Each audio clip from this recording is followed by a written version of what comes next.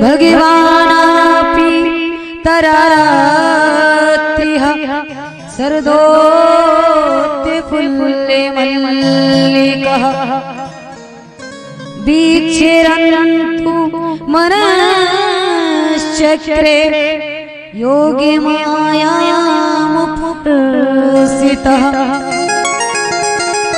शरद पूर्णिमा की रात्रि है, बड़ी सुंदर रात्रि है।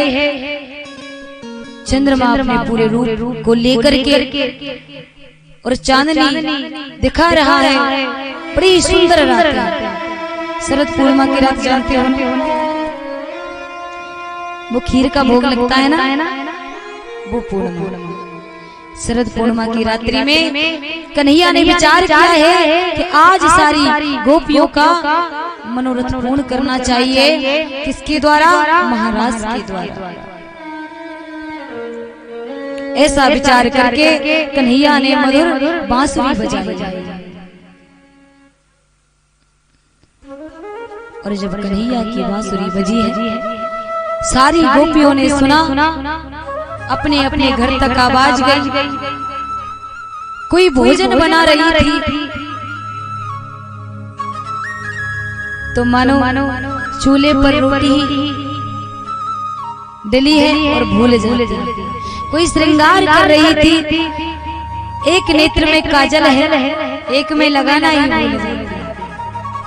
कोई अपने पतिदेव को भोजन करा रही थी, भोजन परोसना भूल जाती है, थाली खाली है। और जैसे ही कानों में कृष्ण कन्हैया की मधुर बांसुरी की तान पड़ी और सारी गोपियां इकट्ठी हो जाती हैं। अरे बहन सुना है, कन्हैया देखिए हमें बुला रहे हैं बांसुरी। एक कहती है कि बहन वैसे ही जे कन्हैया की याद से हम परेशान हैं और ये बांसुरी और बजा रहा है। एक कैसा हाल कर रहा है जैसे कि घाव है उस पर नमक छिड़क रहा है। गोपियां आपस में विचार कर चर्चा करती हैं। जय सारी गोपियां मिलकर एक तरह होकर के और चली है कन्हैया से मिलने के लिए। कन्हैया नेत्र बंद करके और बांसुरी बजा रहे हैं। सारी गोपियां पहुंच जाती हैं, कन्हैया ने नेत्र नहीं खोले। वो तो मस्त होकर के मगन होकर के और बांसुरी बजाए जा रहे हैं। सारी गोपियां खड़ी हैं, हाथ जोड़कर खड़ी हैं। और कन्हैया ने जैसे ही नेत्रों को खोला है तो पाया कि सारी ब्रज की गोपियां कन्हैया के आगे खड़ी हैं। जय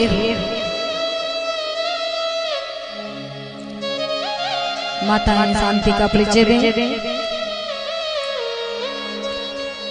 और कन्हैया कहते हैं, कन्हैया ने जब गोपियों को देखा कि अरे बाबरी यहाँ क्यों आई हो, और वो भी रात्रि में। रात्रि में कोई स्त्री कभी बाहर नहीं आती है।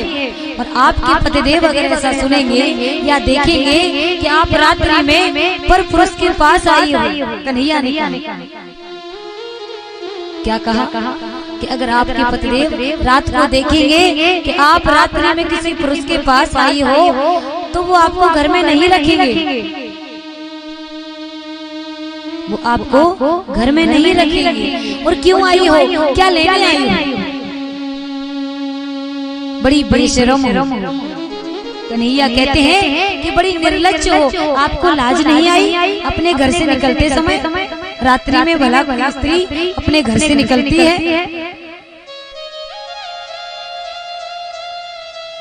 तो कुछ नहीं बोल रही। अब कन्हैया जब चुप ही नहीं हुए तो एक गोपी कहती है कि कन्हैया हे प्रभु, पहले आप हमें बुलाते हो और फिर कहते हो कि क्यों आई हो।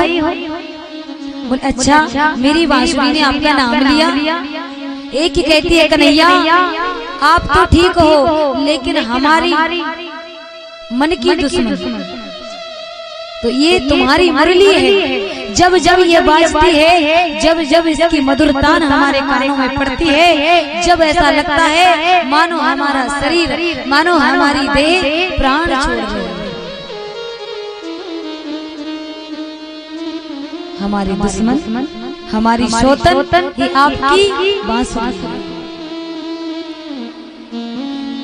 अरे हमारी शौतन ने, हमारी दुश्मन ने कौन सा अच्छा कर्म किया था जो हमको एक बार अगर दर्शन के लिए आ गए हैं तो आप हजारों गालियां दे रहे हो, और ये तो हर पल हर घड़ी आपके अधरों पर सजी होती है, आपके होठों पर सजी होती है।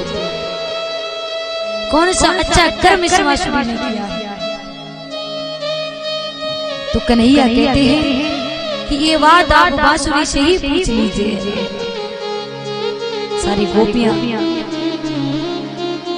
खड़ी हैं, बांसुरी ने भाव दिया है अपना कि देखिए पहले में एक बहुत बड़ी लकड़ी थी। क्या थी? लकड़ी। और जब मुझे काटा गया, काट कर बनाने वाले ने मुझे जगह जगह से छीला गया, काटा गया। उसके बाद कहीं जाकर कितनी बड़ी लकड़ी से मुझे छोटी सी लकड़ी बनाया गया और जगह जगह छेद करके मुझे बांसुरी बनाया गया। जब कहीं जाकर मुझे सौभाग्य प्राप्त हुआ कन्हैया अधरों पे सजने लगे।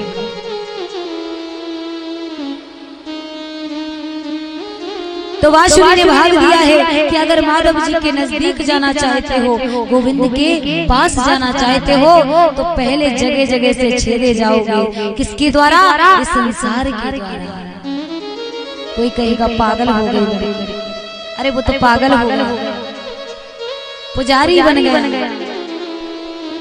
कई प्रकार के ताने संसार देता है, जब कहीं जाकर हमें गोविंद की शरण प्राप्त होती है।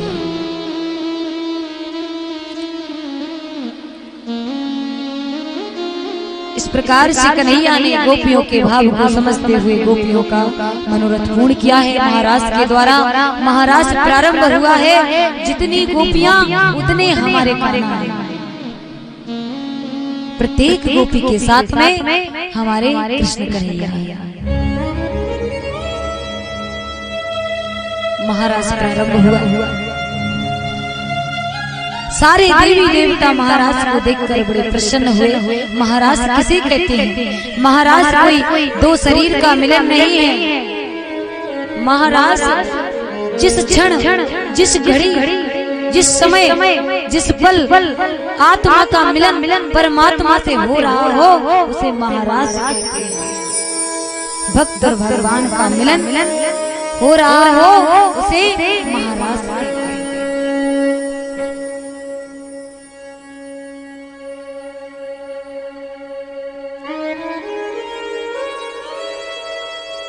आज भक्त और भगवान का मिलन हो रहा है। गोपियां कोई साधारण गोपियां नहीं है, कोई स्त्रियां नहीं है। कौन है? विशुद्ध महात्मा है। अब इधर भोलेनाथ भगवान ने देखा कि भगवान का महाराज हो रहा है। पार्वती जी से कहते हैं आप कहाँ जाती हो? प्रतिदिन आप कहाँ जाती हो? पार्वती जी कहती है कि आज तो मैं महाराष्ट्र में गई थी। भोलेनाथ भगवान कहते हैं कि महाराष्ट्र में तो मुझे भी जाना है। बोले महाराष्ट्र में पुरुषों का जाना वर्जित है, पुरुष नहीं जा सकते। बोले अच्छा तो ऐसा करिए,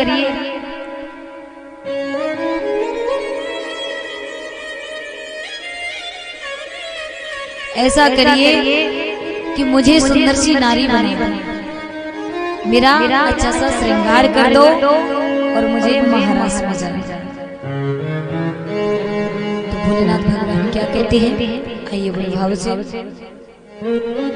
अरे एक के दिना भोले भंडारी और बन के व्रज की नारी वृंदावन गए।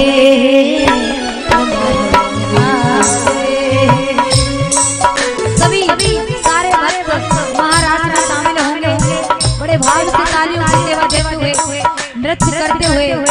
तो क्या एक दिन बोले नारी बन के ब्रज की नारी आ गए।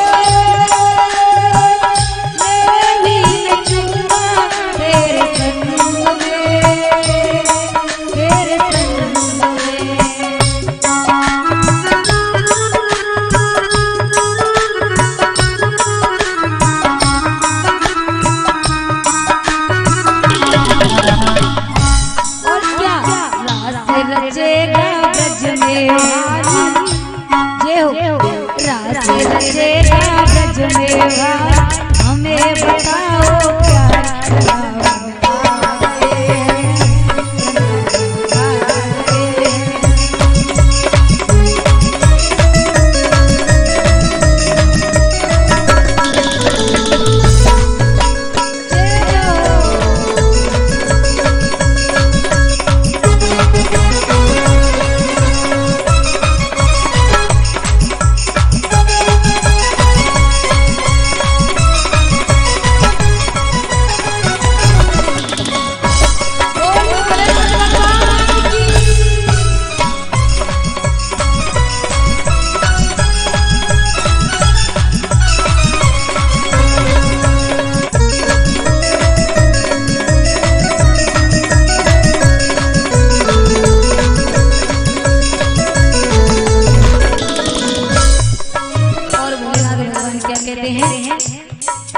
अरे सजा मुझको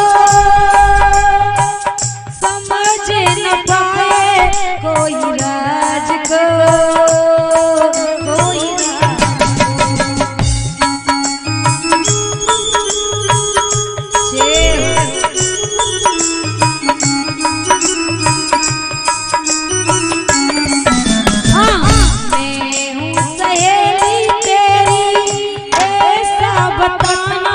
ब्रजराज को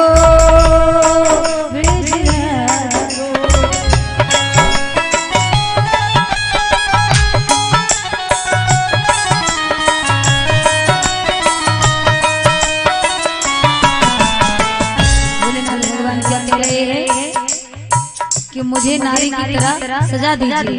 कोई समझ ही नहीं पाएगा कि मैं नारी हूँ या पुरुष हूँ। और अगर कोई पूछे तो क्या कह देना कि मैं तुम्हारी सहेली हूँ।